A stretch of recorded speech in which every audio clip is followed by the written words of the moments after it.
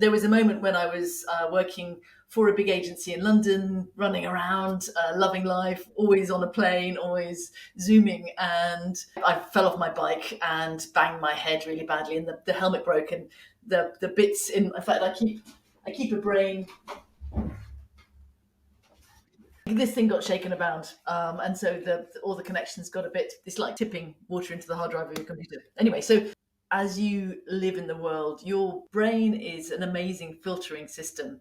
There is just an avalanche of data coming in, and it's comparing all the time.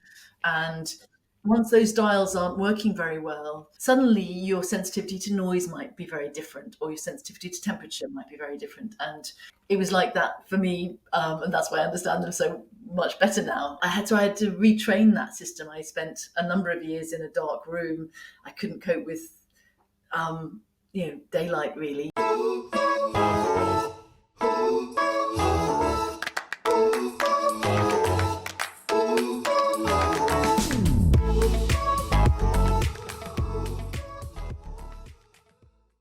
Shelley James, welcome to our Lighting Hero series. Oh, it's a privilege to be here. Thank you. I can't believe that in our long careers we have never crossed paths. I can't remember, at least, that we have met each other. We haven't, right? Not that I'm aware of, but it's the joy of the internet that I feel like I know you already. So it's great, isn't it? No, because I've been in the industry for more than 30 years, over 40 years nearly. And you have also quite a long track record. And the idea today is to run a bit through that whole career path of you, where you started and where you are today. So let's start with a quick introduction. Who is Shelley James? Where does she live, and what is your background, etc.?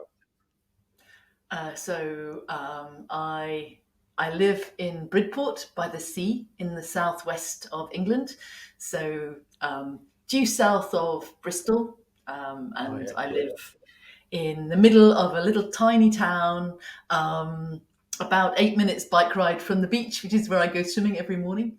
And I've lived all over the world. I came to live here through lockdown. Because the things I was doing in London, the life in London wasn't really possible. So my mum lives down here, so I was lucky enough to have a place to land, and then I put down some roots and love it here. So that's where I am. Okay. But what the joy of the internet and the joy of lockdown actually is that I will spend today zooming all over the world, so I have a local place but a global exposure, which is fantastic. That's also a bit the idea of our virtual lighting design community, is that we can keep in touch even from home or from office, wherever we are in the world, because yes, we can meet. And COVID definitely was a circuit breaker for so many people. I used to travel a lot as well before. And now, like you, I've settled in Perth, and I hardly travel anymore. But it's enjoyable to actually calm down a bit and, and meet people like this. Now, I have studied a little bit what you have done, and a little bit, but I would like to hear from you. I understand that before you got into lighting, you are trained in textiles or something like that. You started way somewhere else, nothing to do with lighting, right? Yeah, I suppose hindsight is 20/20 vision. So there are lots of ways of joining the dots in a story, which is the great thing about light, actually, because it does allow you to tell stories in different ways, but to literally shine a light on things in different ways. So you could say that my journey with light began. I was born in Jamaica, so I spent all of my childhood traveling between different countries, and was very aware when I would land in a different place that there was something different, something odd, something beautiful, the color of people's skins, the way their houses worked, the way they oriented to the sun, the times of day when they were up and about, all of those things, the animals, all those things seem to be directly linked to the quality of the environment, and particularly the light. So I left home early. I lived in Canterbury, which is where I mostly spent most of the bits in between traveling. And I went to live in Paris. My first jobs were as an illustrator, as a freelance illustrator. And I was lucky enough to get into art school in France and study textiles because I was fascinated by Hmm. pattern and color, and particularly what I wanted to be able to do was to create things which went beyond the edge of the page. So I was working in Hmm. illustration, but I wanted to be able to do things where you walked right inside it. So that's what Yeah. I did as my first degree, and I was fascinated by color. So I did my thesis, my master's thesis on color, traveling around Europe with my rucksack and a Yeah. travel card Yeah. and a camera and a sketchbook, looking at the ways that different environments had different color and light spaces. Hmm. So that led to working. My first proper job out of college was to work developing collections Hmm. for import. So I spent one memorable Christmas in Taiwan checking the colors for a big beauty Hmm. brand um, for their plastic boxes. So I spent many years doing that, well, a few years doing that, and that led to Yeah. working in branding, working for Visa International in the States. And Um, did you realize at that point also that lighting really affected the way you could see the colors, and you must have at one Completely. point clicked with that whole lighting thing. Yeah, completely. Because I mean, you're in a factory in Taiwan trying to check whether these colors are exactly on brand, Hmm. and you really, particularly with sort of softer, muted colors. Are you in being indoors, being in Hmm. daylight, being under their fluorescent bulbs? Made a big difference, and actually, we now know what a big difference it makes. At the time, it was very rudimentary. Absolutely. I'm sort of Yeah. ringing home, saying to these to our French clients, saying, Hmm. what's the lighting going to be like in the environment where these products are going to be presented? Does it need to look right in their bathroom or in the store or in a product shot? And I now know how I would describe that difference. At the time, it was an intuitive question because I Hmm. could see what a difference it was when I was checking them in the middle of the night and in the morning. Yeah. And if I got that wrong, we'd have a tanker, a big container full of Yeah. this Yeah. stuff Yeah. Yeah. landing Yeah. in Yeah. France, and I signed it off. So it was quite an Hmm. interest. It was that was a pretty much a light bulb moment really when I was Yeah. checking colours for other people.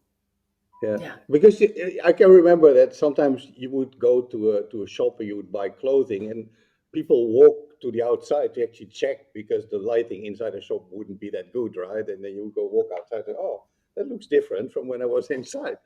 And yeah, maybe it's subconscious for many people, but yeah, of course, without light we can't see, so it's clear that light has an impact. Yeah. yeah. I mean, I guess maybe you remember the celebrated case, because I work with the Institute of Advanced Studies in London at UCL, and there was an interesting study where Mm, somebody took a picture of a dress, mm, and there was a big debate about whether it was blue and black and gold or blues, what the color was. And what they mm, realized, what this my colleagues realized, is that the differentiator was whether you thought somebody was taking the picture inside or outside. So our brains are very good at predicting what the color shift will be in a different environment. We project that naturally. So we're very right. used to looking at colors in very unnatural Mm, lights, and kind of extrapolating mm, in an mm, interesting way. So mm. it's all around us all the time.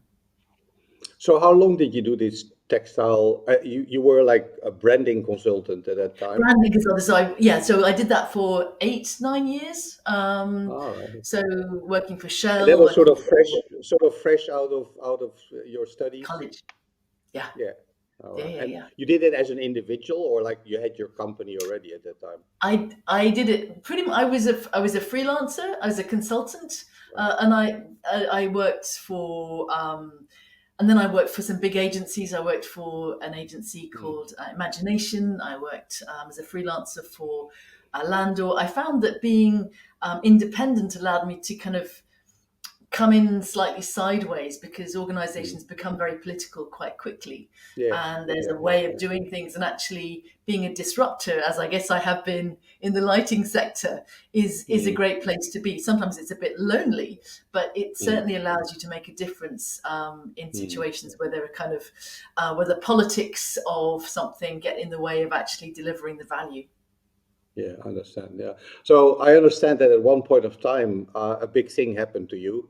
It's mentioned on your website. Good. You're sort of Yeah, like on this photosensitivity injury. Is that yeah, something you can tell us about and how that really yeah, has a yeah. major impact on the rest of your life, basically? Literally, literally. So I mean, actually, I've lost count of the years I was in the branding piece, but there was a moment when I was working for a big agency in London, running around, loving Mm. life, always on a plane, always zooming, and before Zoom even existed. And yeah, I fell off my bike and banged my head really badly, and the helmet broke, and the bits in Oh. fact, I keep a brain. Are you keeping a piece of your brain? Oh, I keep it just in case I forget. I So, see. Okay. um, and actually, people are kind of it's surprising to realize just how much of Hmm. this is happening while we're Hmm. chatting. Um, Yeah. yeah, this thing got shaken about, and so all the connections got this like Hmm. tipping water into the hard drive of your Right. computer. Anyway, Yeah. so that led to me all the things at the moment as you live in the world, your brain is an amazing filtering system. There is just an avalanche of data coming in and it's comparing all the Hmm. time. Yeah. And Yeah. once those dials aren't working very well, and very often you'll find that if you got jet lag or you're Hmm. anxious or you've eaten something funny or a hangover, suddenly your sensitivity to noise might be very different or your sensitivity to Yeah. temperature might be very different. And some young people around me, including my goddaughter, have extreme sensory processing um, Hmm. trouble sometimes when they're anxious, and it was like that for me, and that's why I understand them so much better now, because I was like, oh, whatever, Yeah. because I had to retrain that system. I spent a number of years in a dark room. I couldn't cope with daylight So really. your vision was really affected. You had really trouble in seeing. Yeah, I could see, but Yeah.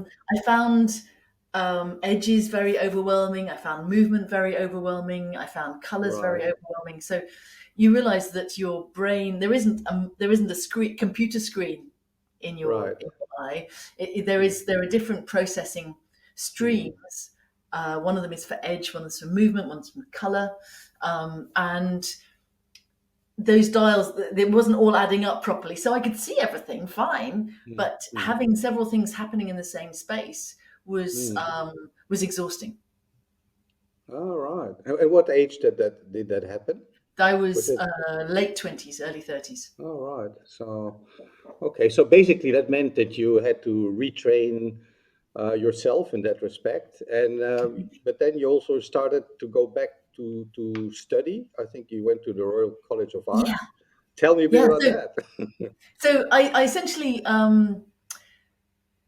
slowly, week by week, retrained this system to work again. And I was Hmm. lucky enough to be amazingly well supported by my partner and by others around me. So, and Hmm. by the job. So I slowly got back to being 20 hours a week. But I realized that over a certain amount of time, I didn't want to go. I got tired again. I had like a power Hmm. cut again. It's like, this Hmm. is Hmm. something's trying to tell me something. Yeah.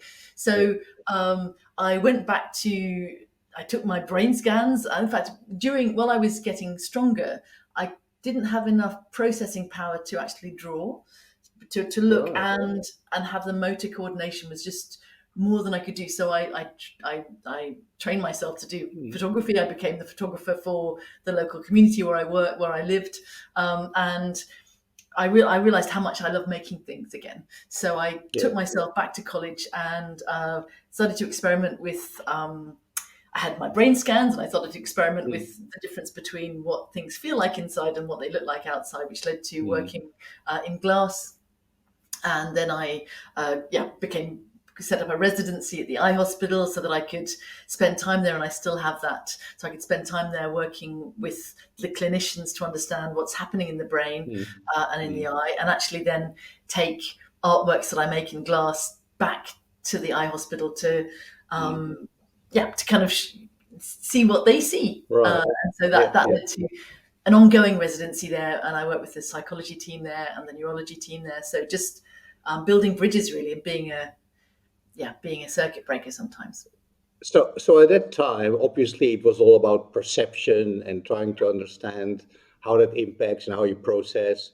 So at Yeah, one point of time, I guess you started your practice to really move into linking that with lighting. Tell me completely. a bit Yeah, about it. Yeah, so how was yeah. that?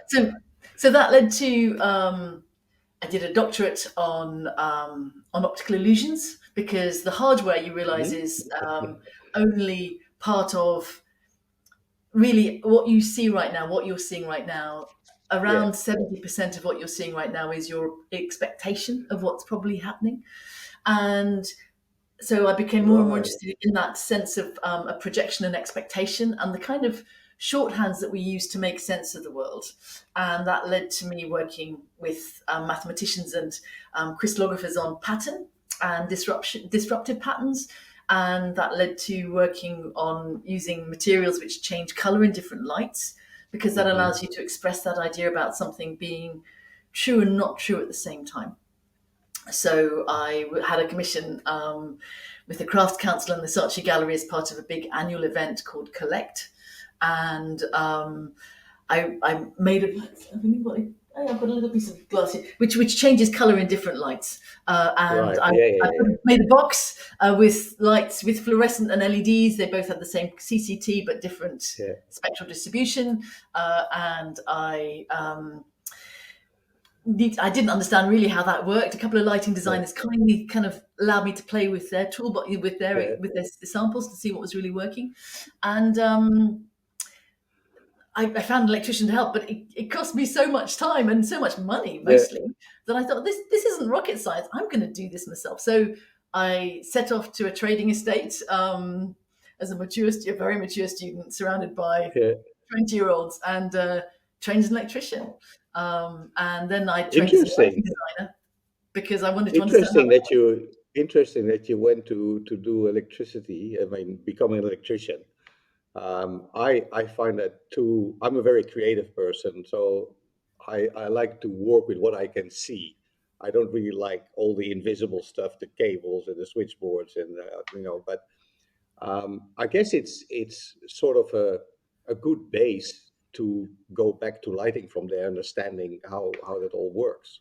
But you I are a think very hands-on person, aren't you? I am, but I think also Yeah, what, particularly as a woman, I found yeah, that I knew what I wanted to create, because like but I was so tired of people saying, "Oh, you don't want that." I didn't want what I mm, wanted to achieve to be limited by somebody else's limited technology understanding. So now I yeah, can say, actually, this is flickering because there's something wrong in the circuit. This looks grey because it's the wrong quality of light bulb. That isn't how right, there is a better way, and yeah, I know enough to know that right, I don't practice an electrician. I mean, it's a world that I have the immense mm, respect for. yeah, yeah, yeah, Fully trained, fully insured, fully qualified electricians. But I know enough to know when somebody's telling me something that isn't quite right. yeah. That's always good to do because I sometimes get suppliers or other people in my office and they start telling me things. I'm thinking, no, man, that's no, no, no, no. So that's good. But yeah, so at this point in time, you have your own practice. Yeah, Is that correct? yeah. Yeah. And you call it Age of Light? So Is that essentially, yeah, is because I, I hadn't sort of quite, I was still forming this thing. I realized that there were people like me in the world who wanted to tell a story using light, to create atmosphere with light, and to feel better using light, mm-hmm. but hadn't, like me, before I learned something. I'm always only a couple of steps ahead, but lots of people were buying lights and not knowing what they were buying, and buying the wrong thing and wasting money and time and feeling frustrated. So I set up a light library for other artists and makers so that they could. They're still here. That they and I still work with artists to help them to tell stories using light, see how they can use that. But then I realized that there were so many things coming through at the same time. So I work with King's College as an artist in residence there. There were lots of different, and my glass community, light was coming through as something which was kind of coming in from every single side, whether it be my crystallographer friends or my mathematician friends or my neurology friends or my, just all of these biology friends. They were all light seemed. So I just thought it is, there are innovations. This is the age of light. So Yeah, yeah, and yeah, with my brother, who's a PR, an amazingly supportive and encouraging, but also very talented sort of PR entrepreneur guru. yeah, He sat me down and said, "Shell, we need to do something about this." So we created this brand, and through uh-huh, lockdown we found that I found myself with all of my light library and all of my practice and all of the things I was doing in London just weren't possible, yeah, working with performers, and that just wasn't happening. So I moved here and found myself living in a very different situation, yeah, yeah, yeah. that nobody else around me understood how light worked. So that's when we set Mm. up with Jim and with some sponsors, because through lockdown, as you said, it's a circuit breaker. Nobody was going It anywhere. is. So Yeah, people answered my emails and my calls, and I was lucky enough to speak to some yeah, manufacturers and others who were kind enough to say, yeah, okay, we're not spending money on trade fairs. We'll give you a couple of £1,000 to do yeah, something different. yeah, So that, I mean, I complete unknown, but passionate and determined. And so they were yeah. generous enough to kind of take a risk. Support you. Yeah, yeah, yeah, And so we created together, with Jim, who and his nieces and my nieces, or his daughters, and my other young people around me, and a focus group from Bristol University of young people, yeah. and all the scientists who agreed to check the content for me. We created a social media campaign, and it just went Yes. viral. Tell me about that because I read about that. It's Yeah, your big social media campaign yeah, about health and well-being. for Tell me a kids, bit about for that. teens, For kids. because I could see that the young people around me were really, they were indoors all the time, and they're trying to learn Mm. online, they're trying to make friends. It was just a nightmare. And they had Yeah, no idea that just going outside or drawing the curtains could help, let alone, yeah, I mean, just all the very simple things they could do. They didn't understand why they had headaches, they didn't, all kinds of stuff. So, but me with my old, I don't have kids myself, and I don't know enough about what would, what they would understand. So yeah, together, so I kind of created some concepts, and they went, "Oh, that one's boring," and they went, "Oh, that one's cool." And so yeah, together, um, and I had great ideas. I mean, the industry was saying, "Oh, we need to talk about color rendering." Well, I mean, obviously, a teenager doesn't give a tink, doesn't care at all no, about yeah, color rendering. They worry yeah, about whether they're going to get academic results. They worry about whether they're going to feel miserable. They worry about whether they've got a headache. I mean, there's some. They mm, worry about those things. We worry about the details about color rendering or wavelengths. Honestly, they don't care. I mean, they're not at that, and neither right, should they care. So yeah, I had a bunch of topics that I thought that we all thought were really cool and interesting, and mm, they said, "Nah, yeah, no, no, yeah, this matters to us." So um, so we created it together, and thanks to these sponsors, we were able to launch mm, it with very tiny, because the sponsors were kind enough. I mean, it was part of the deal actually that they weren't going to try and yeah, sell a product. It was a solution. It was a principle. There wasn't a sort yeah, of, and if you want to buy one, so with very small amounts of fun sort of advertising on Facebook, we were able mm, to boost it just exponentially, because it wasn't mm, selling content, it was well-being content. So we seemed to kind of right, be in the sweet spot of the algorithm. right, So yeah, but the teens then said, "Well, we don't buy lights. The grown-ups buy yeah, lights." And of yeah, course they do. And I realized very quickly, talking both to my generous sponsors, but others, that they don't get any training in the non-visual, the biological effects of light. And actually, they don't get that yeah, much training in the visual effects yeah, either. So yeah, that's why. So Age of Light Innovations was set up as a kind of a holding space for all the things that I do around light and well-being. And I'm currently working with mm, a team in Ireland on horticulture. So just all the things around how light shapes our lives in ways that we don't completely yeah, understand, but we know more about. But also that now we've got, for the first time in history, we can actually do something about it. We can't. It's yeah, amazing yeah. to be in a position to actually bring these innovations into a space where people can actually do something about Yeah. it. So But it's super interesting because normally we talk to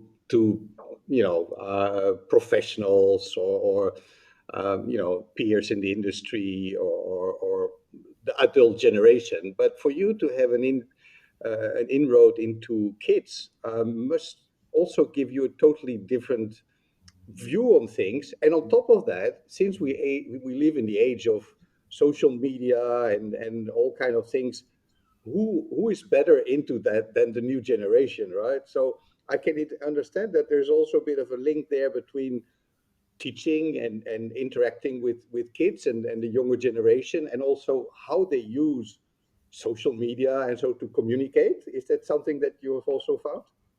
Yeah, yeah. And I think um, what's also so refreshing about them is how radical they are. I mean, They will tell it in your face, right? They're they like, and actually they don't bother to tell you. They just move on. yeah, yeah, They're yeah. and it's the best kind of. They keep you honest. They're not Mm, polite, yeah, uh, and neither should they be. I'm just an old woman talking about stuff that yeah, I think's useful yeah, for them. But if I don't yeah, make it relevant and I don't make it actionable, then they don't yeah. care. And actually, adults have a short attention span too. They simply are more locked into existing paradigms. So I find that young people are a great model for working with older people or other people too, because Yeah. yeah.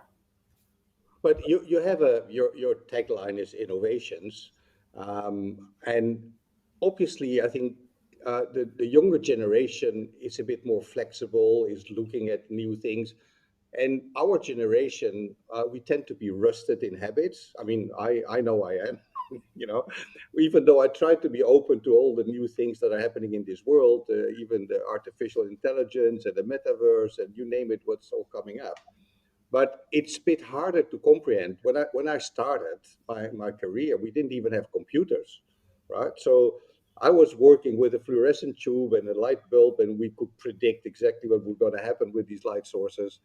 But today, with the LED technology and all the computer generated imagery, it's a whole new world. So I can imagine that the innovations, the kids give a really good substance to what you're doing.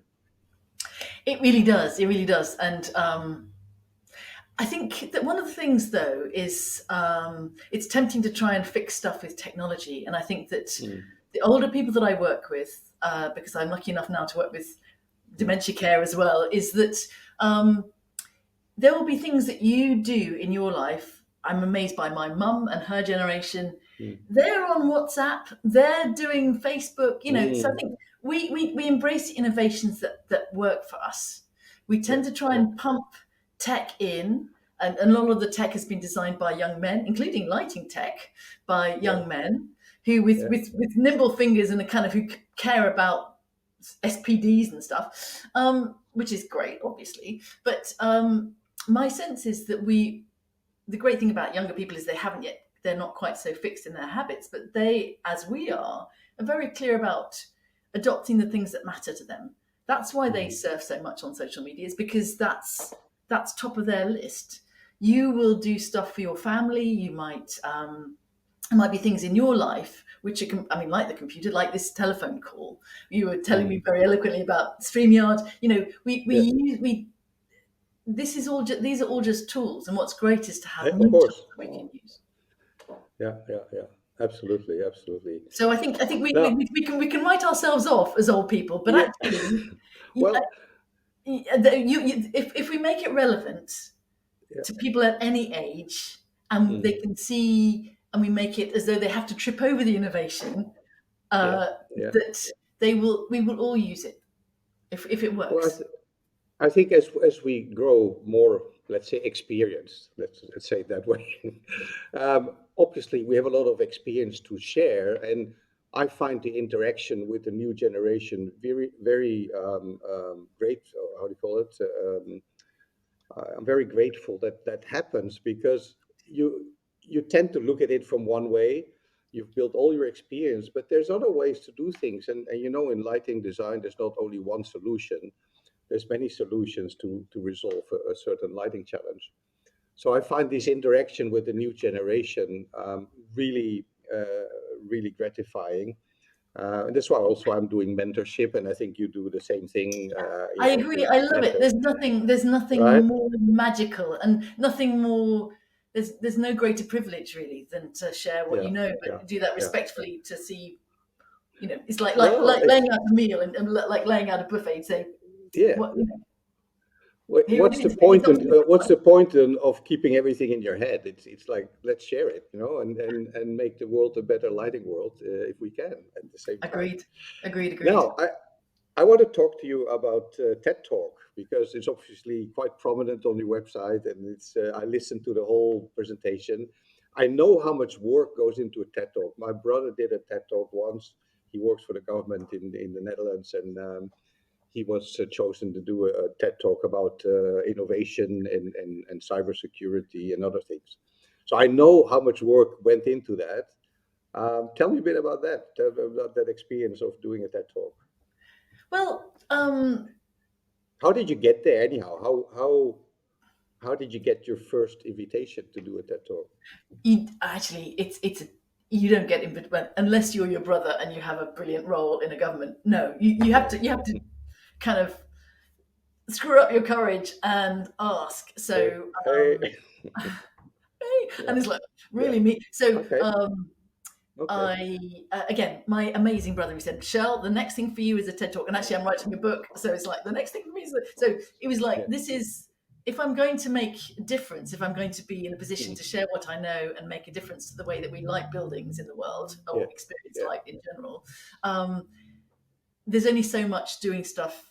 You need sometimes a bit of a boost, and so I also knew that doing these things is not something that you need help. As every Mm. time I've tried something new, I've always found a mentor or taken a course, whether it be the electrician or whatever. So I went online to find somebody that I actually knew already who coaches people. So I signed up for a course to help me to write the pitch, and then I pitched to half a dozen. And actually, the first people that I pitched to accepted. And I was very lucky Right. because they're not all the same. Some of them are Okay. very, if you look at the quality of the TED Talks, they Hmm. aren't all the same because they're run locally. They're like a license, so Right. a franchise. So there's one here in Bridport, and they might be in a village hall, they might be somewhere, in an amazing theatre. But luckily, this team were absolutely determined to make sure that all of the talks were really well Certain. done, but also Yeah, really yeah, well filmed and really well edited. So yeah. we had and they chose more people than they gave more people they chose more people than they Chance. actually had space for. So all the way till February. So I was lucky enough to be accepted, I think, in September, October. First trial, second trial, third trial, all the way till late February when we Mm. had our final Mm. kind of rehearsal presentation. I didn't know if I was going to be good enough to get in. So Mm. it was hours and hours of practicing, Yeah, coaching, private coaching, to get it as good as I could. I mean, you look at it again and go, "Oh no, there are things you can still do yeah, better." But yeah, yeah, yeah, yeah. it was it like any big thing you decide you're going to do, you do it as well as you can, and Of so course. yeah, Yeah, yeah. Now, I remember my brother saying that he did a presentation and then they cut out things. And, oh, you don't have to say that. You yeah, just, yeah, yeah, yeah, yeah. and a story that was this big that became shorter and shorter and just, Ah, I know. the key points. Yeah, Yeah. and I mean the other thing about the TED thing was that they said they fact check everything before it gets Mm. uploaded. So every Yeah, single line in there is got a reference. It's been fact checked, double yeah, checked, and yeah. then they upload it. And because the quality of just the kind of production values of this team in Northwich in the UK was so Mm. high, it had come to the attention of grown-up TED. That's TED in the States, and Yeah. they choose 10% less of talks around the world to go on the on Mm. that grown-up TED platform, Yeah, and I was yeah, lucky yeah, enough to be chosen, which is why it went so fast, so big. So I was in the top 3 in the world in May, which is just the month after it was launched. So yeah. um, it was like, I mean, I had no idea that was going to happen. Yeah. Um, But I have to say, I listened to it and it was really engaging. I really liked it, and I can only recommend people to go and listen to it. It's definitely a very nice talk. Thank Yeah, you. well done. So now, you write that your mission is to inspire others and to harness the power of light, right? In order to create happier and healthier life for everybody. Why did you choose that? Well, I think I know the answer, but but Uh, why did you choose that as it's your not mission? grandiose at all, is it? Honestly, it's like Yeah, really. When you read it, it's like oh, really. But yeah. I think it's something that most people. Why did I choose it? Because I think it's a goal worth aiming for, and I Mm, think it's something that all the work I do, whether it be with housing associations or schools, you see how when people start to notice the light bulbs in the windows, they make mm, lots of small changes which make a big difference. So I guess it's something that is within all of our power every day to do something about for ourselves. But yeah. I think also as people in the lighting profession, in the same way that a doctor has a duty of care, I think we have a duty of care to fight for the quality of the Mm, spaces where that we create. mm, And I think very often I'm always shocked by the value chain, which means that the people who make the lights, the people who sell the lights, almost never go into the building afterwards once it's no. delivered, let alone a year later or 2 years later. Yeah. Yeah. So I think that it's like sort of giving somebody quite a strong medicine and saying, bye, Hmm. give me the Hmm. money, and here's a Yeah. guarantee that you won't die and that you won't get too Yeah. ill in the next Yeah. Yeah. 6 months, and then I'm off. And the kind of ongoing liability is almost too much for people to manage because it's true that Mm, in the mm, same way as a medication or food, it's yeah. not just the medication; it's how you use it. Yeah. So I think there's a but I do think that we have a responsibility as people who can make a difference to do what we can to make sure that the spaces we create, including the color, including the windows, including Mm, the position of the furniture, all those things, make the most of what we know we can do at this yeah. moment in time, Yeah. and we fight with our clients in a good Yeah. way to Yeah. lift their aspirations to something better too. Yeah.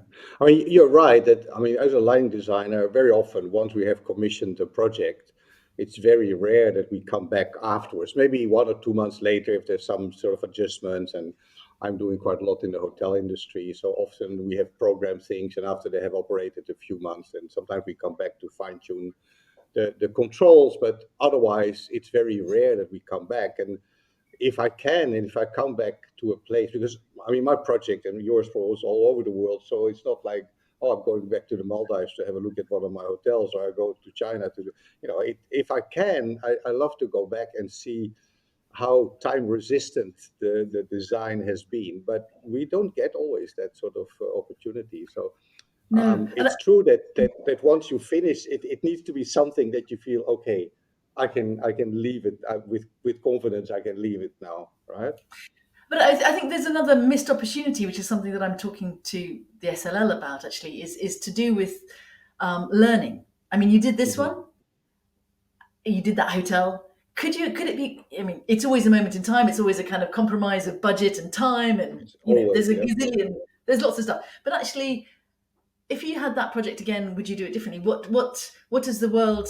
What has its existence in the world taught you Mm, that would help you to do the hmm, next one better? mm, Whether it be yeah, personally, professionally, yeah, technically.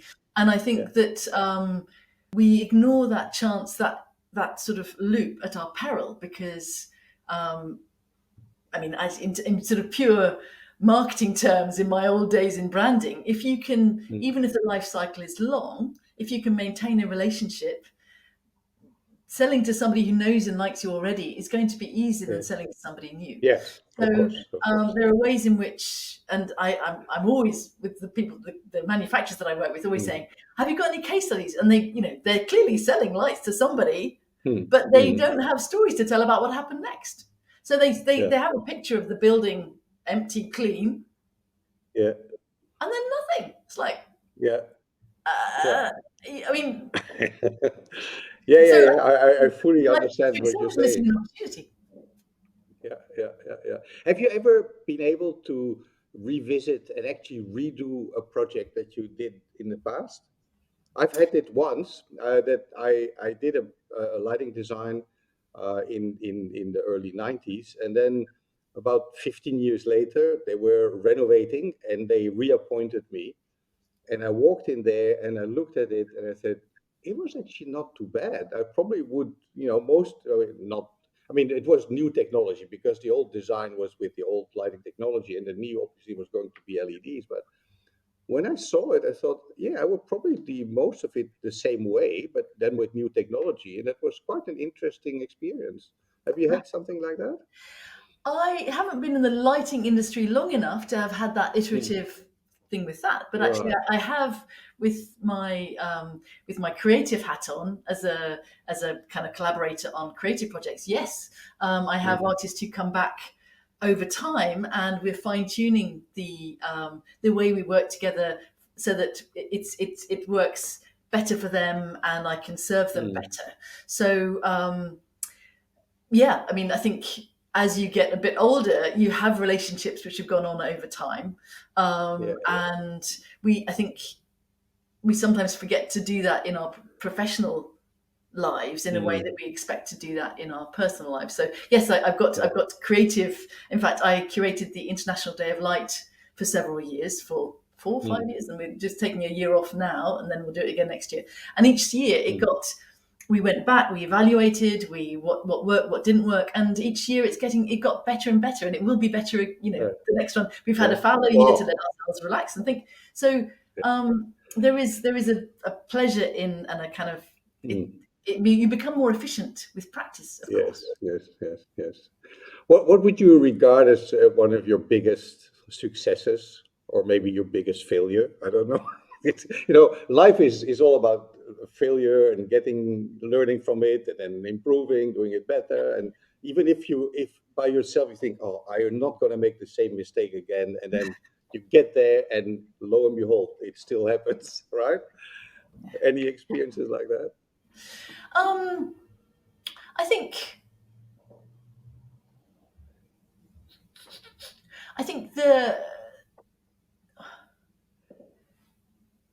greatest success is simply still being here.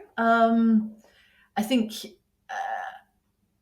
and it's a journey it's still unfolding. But I mean, I had no idea when I first started on the lunar campaign from my mother's Mm, back bedroom mm, mm, that I would be standing here, able to convene conversations between scientists from all around the world and old yeah. people's homes from all around the world to kind of go, look, there's something we can do here, and with the generous support of sponsors who now know and trust me. So I think my biggest the thing that I'm most delighted about is that I've been able to kind of to begin to kind of have an impact in some small way and to keep going. Mm, And I think lots mm, of small businesses have been going, for a little while now, and most small businesses fall over. And yeah, so that's my biggest joy, I suppose, is that I get yeah, to do something amazing. I ran a workshop yesterday yeah.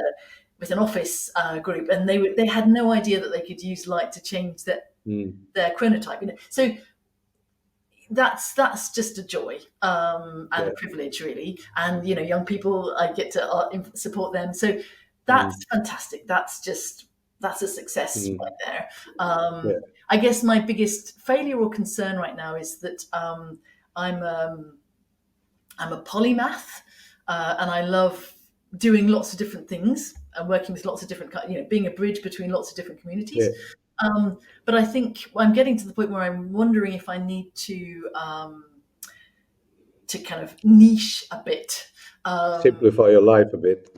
well, yeah, but also particularly, I don't mind life being complicated. That's fine. I'm used to that. No, What I am thinking though is that there are um, areas of expertise, for example, in dementia care or special yeah, needs or yeah. shift work or Mm, industrial work. So there are, or yeah, there are sort of zones that I touch on that I'm lucky enough to work in, but I mm, worry that I'm not deeply enough embedded in any particular sector to really make the impact that I'd like to make. So that's my right. current sort of dilemma, is whether to stay in the world of inclusive design, really, which is how do we make spaces which support everybody, and go into Yep. something, or go into something and risk not being as impactful as I could be, but enjoy the variety of it. Mm, But it's harder work, or to dive right into a particular topic and become right. um, that. So that's my current dilemma. My current, I suppose, is that failure. It is a failure in a way, because I could be doing more in a smaller way, I mean, a smaller Mm, world, or yep. I, so that's my current Mm. dilemma. Yeah.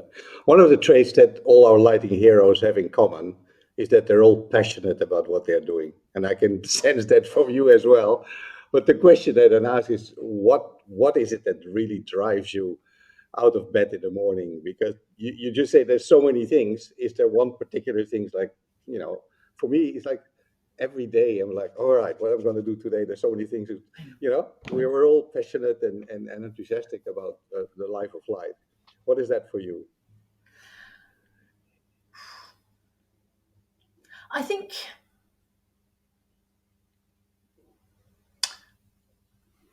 what is that for me? I think what I really love is seeing.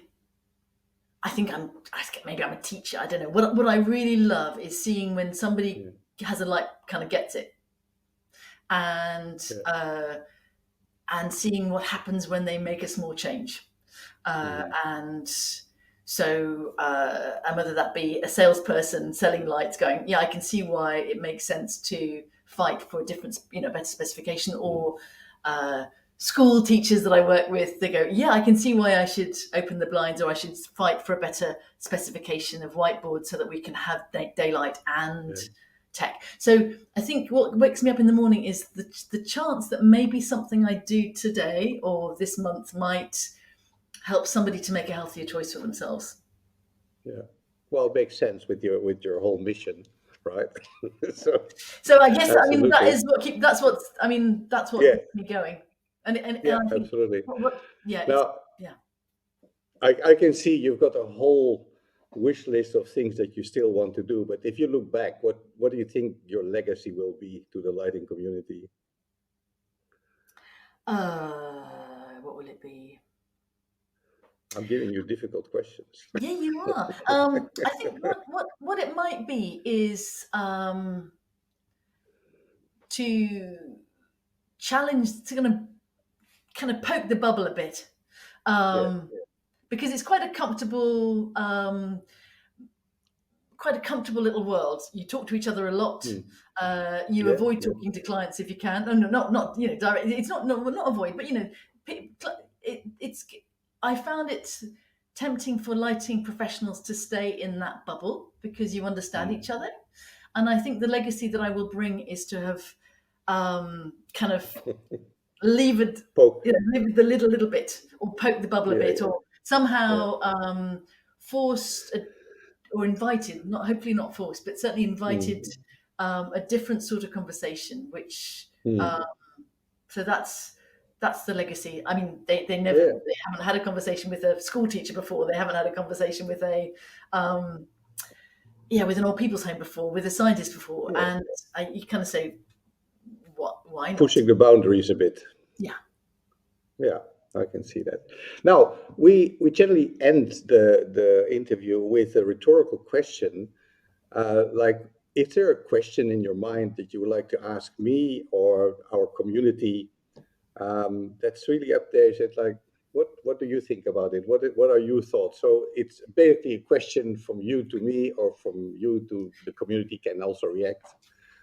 I suppose one of the questions that I wrestle with is, we know that light makes a difference. We know we have the solutions that aren't actually that much more expensive Mm, than the ones mm.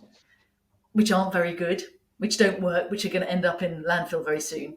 So we know that it makes a difference. We know we can do something about it. So why aren't you? Yeah, very good question. So And a what's the question I barrier? think, What's the barrier to change? That's my question. yeah. It's a good question. I don't know if I have the answer to that, and it's certainly a good question that we can also put to our community members. Um, First of all, I think it's also governance in terms of what governments or local community councils have laid down. They're notoriously very slow on the uptake in terms of putting in new legislation to make things work. As a lighting designer, we often have the opportunity to do things, but it also comes with a price tag. And we found that a lot of our clients or even end users, yes, they see the benefit, but they not necessarily want to be socially responsible and be the first one to fork out the money to do it. So we find that our solutions are very often a compromise between what could have been, right?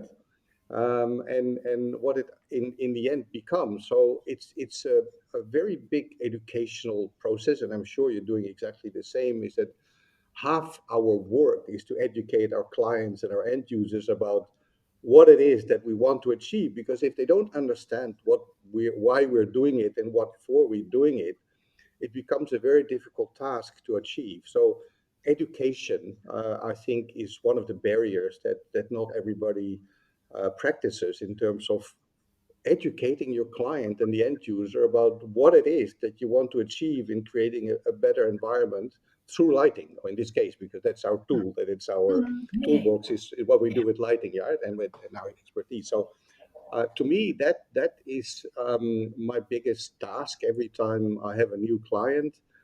I have to start from zero. I mean, some of them have some knowledge, but most of the time, I have to explain why I'm doing the lighting so that they understand, the reasons why I put the light there, why I use this color, why I do this and that. So education, I think, is the key.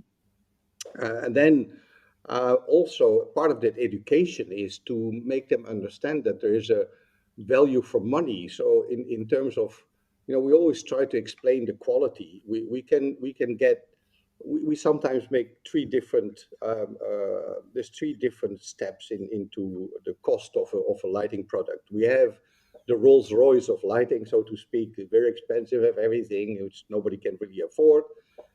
Then on the other end of the spectrum, you have your Chinese copy, so to speak, the cheap things that may look like a Rolls Royce, but it's $10 instead of $100. And then there's the in between, sort of middle of the road, good quality. So if you can explain these differences between the high end, the cheap, not really acceptable end, and how you can play with that, you have sometimes the opportunity to get a client on board in terms of budget. So making sure they understand what they're paying for and what value they get for their money. I think that's the other big thing that we found ourselves continuously engaged with to make sure that they understand that, so that it's a bit easier. You spend a bit more on the beginning, but you have a much longer enjoyment of what you have paid for. So I don't know if that answers a bit your question, but that's how I think about it. Yes, it does. I think that goes back to the you don't a lot of lighting. I mean, number one, they're already a little bit away along the path because they've asked for a lighting designer. Yeah. A lot of Well, most yeah, they do, but sometimes it doesn't mean that they really, no, but appreciate or but they know they know that is something that exists, and a lot of the time yeah, that is yeah, yeah, you yeah, don't yeah, even yeah, get that. So yeah, that yeah, you're at least one step ahead of just the M&D consultant. yeah, I suppose the other yeah, thing that I guess I would challenge you is that what I've been doing is finding case studies around the world of people who have mm, bought better lighting and are prepared to say, I did that because it works. And if you went yeah, back to your clients to say, you spent more on this, you didn't buy the Rolls Royce, but you didn't buy the yeah, cheap and nasty either. yeah, yeah, yeah, Can, can you explain now, 6 months, 1 year later, was that a good choice? yeah.